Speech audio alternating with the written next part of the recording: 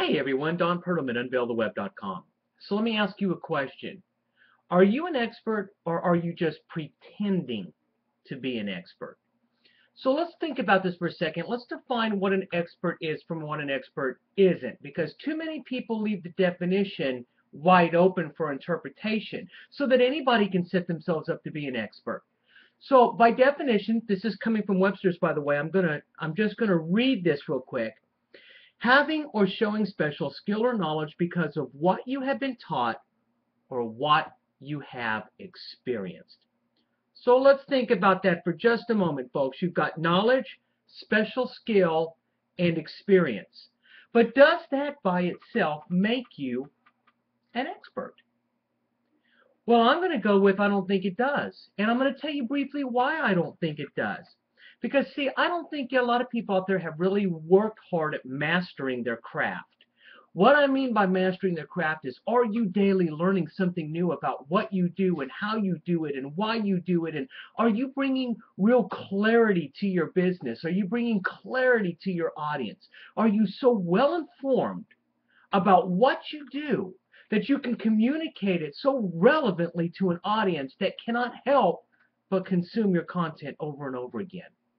See, we can be pretenders, and we can take other people's ideas and kind of make those ideas our own and regurgitate them in different ways, but that doesn't make you an expert. What makes you an expert is the ability to reason and think through and use critical thinking skills to really help somebody. So it takes listening and engaging and thinking and strategies and goals and objectives, and no two things are the same all the time because we're all different. And that's the key between an expert and a pretender. All a pretender can do is the same old wrapped up stuff that they've always been doing. But an expert has those critical thinking skills because they've got the knowledge, they've got the skill set, they have the experience, but they have the ability to think outside the box because they're always learning, they're always training, they're always experimenting, they're always doing something new. And on top of that, they have the proof and the social validation that they're an expert. Because this is the one thing I know to be true about being an expert. I don't get to define myself as an expert, and neither do you. There's only one thing that can define you as an expert, and that's your audience. They can define you as an expert. You cannot define yourself as an expert.